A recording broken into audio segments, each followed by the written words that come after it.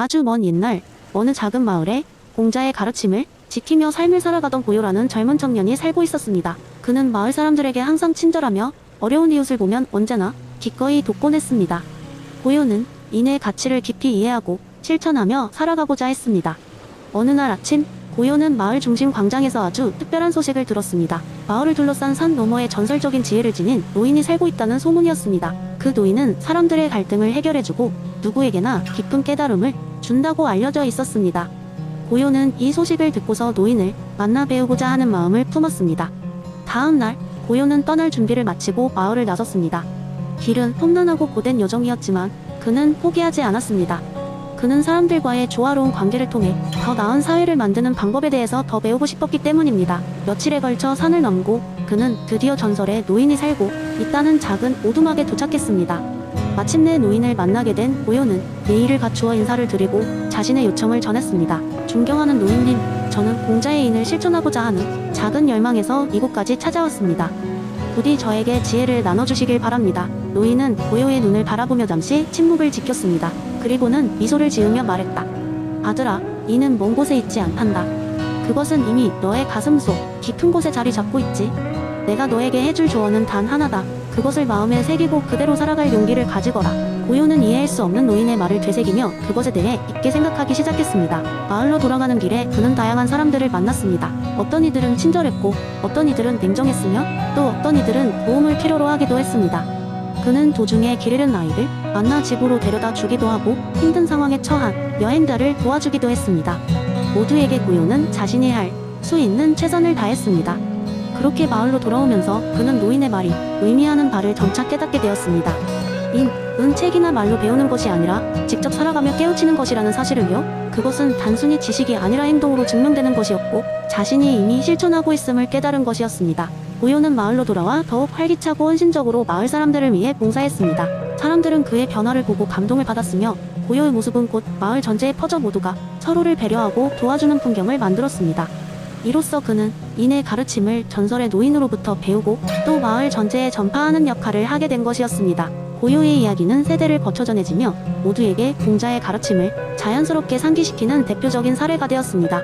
이 이야기는 그 후로도 오랜 세월 동안 전해졌는데 인이란 단순히 덕목으로서의 가치가 아니라 그것을 통해 어떻게 주변과 조화롭게 살아갈 수 있는지를 일깨워주는 중요한 삶의 지침이 될 수 있음을 많은 이들에게 깨우쳐 주었습니다.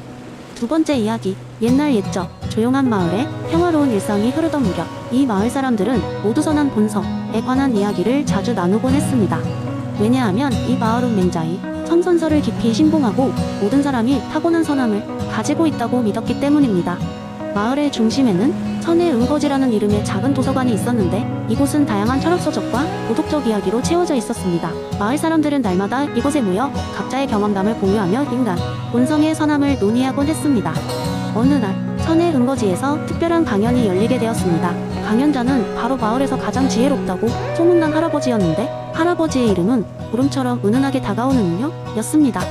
운효 할아버지는 적당히 뻗어진 머리에 길고 검은 수염을 기르고 있었고 그의 눈은 깊고 자애로운 빛을 발산하고 있었습니다.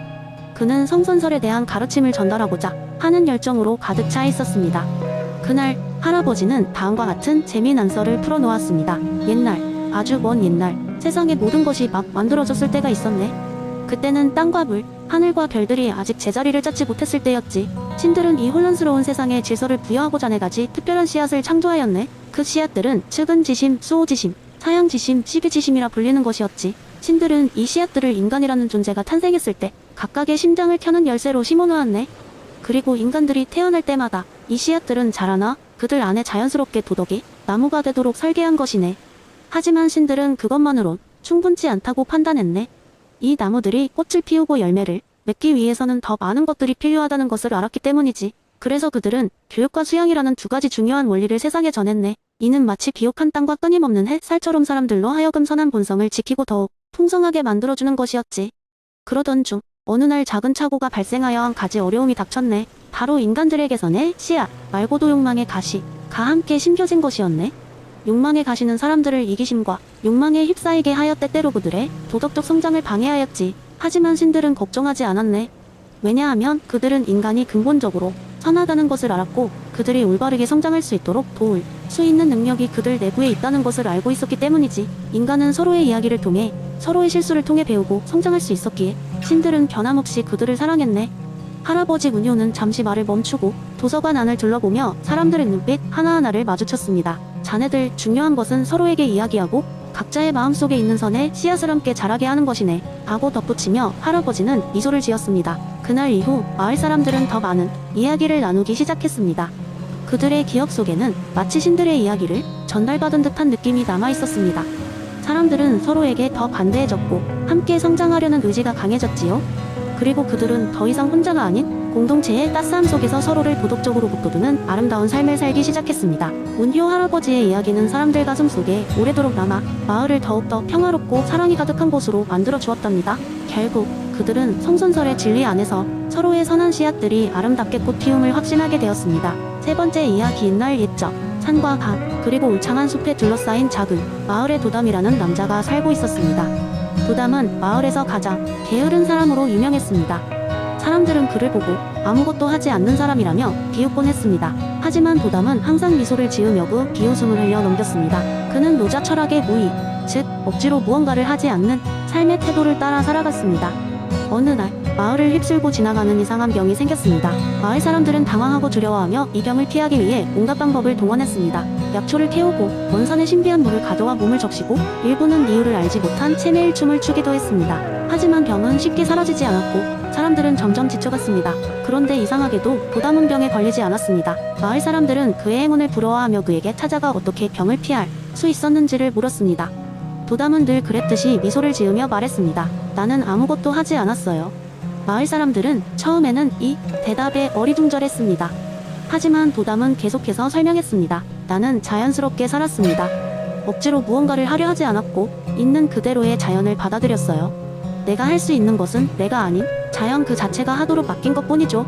시간이 지나며 사람들은 도담이 지혜로움에 점차 고개를 끄덕였습니다. 비록 그가 게으름뱅이로 보였지만 도담은 자연과 조화를 이루며 사는 법을 알고 있었습니다. 그는 자연의 흐름에 몸을 맡기고 억지로 문제를 해결하려고 하지 않았습니다. 대신 상황을 관찰하고 자신의 몸과 마음을 조화롭게 유지하는 방법을 알고 있었으며 그것이 그를 병으로부터 지켜주었던 것입니다. 마을 사람들은 그에게 경의를 표하고 그에게 더 많은 것을 배우고자 했습니다. 사람들은 나무 아래에 앉아 도담의 이야기를 듣곤 했는데 그들이 귀 기울였던 것은 그의 게으름이 아니라 그의 지혜였습니다. 결국 마을은 도담의 철학을 받아들이기 시작했습니다. 사람들은 더 이상 상황을 통제하려고 억지로 애쓰지 않고 자연 그대로의 흐름을 존중하며 살아가기로 했습니다. 그렇게 하면서 마을의 분위기는 이전보다 더 평화로워졌고 사람들은 도담의 미소처럼 여유와 평온을 찾았습니다. 결론적으로 도담의 이야기는 무의의 철학이 단순한 게으름이 아니라 가장 깊은 지혜일 수 있음을 보여주었습니다. 억지로 무언가를 이루려는 것이 아니라 자연스러운 흐름에 몸을 맡길 때 진정한 조화와 평화가 찾아온다는 깨달음은 우리에게 많은 것을 생각하게 합니다.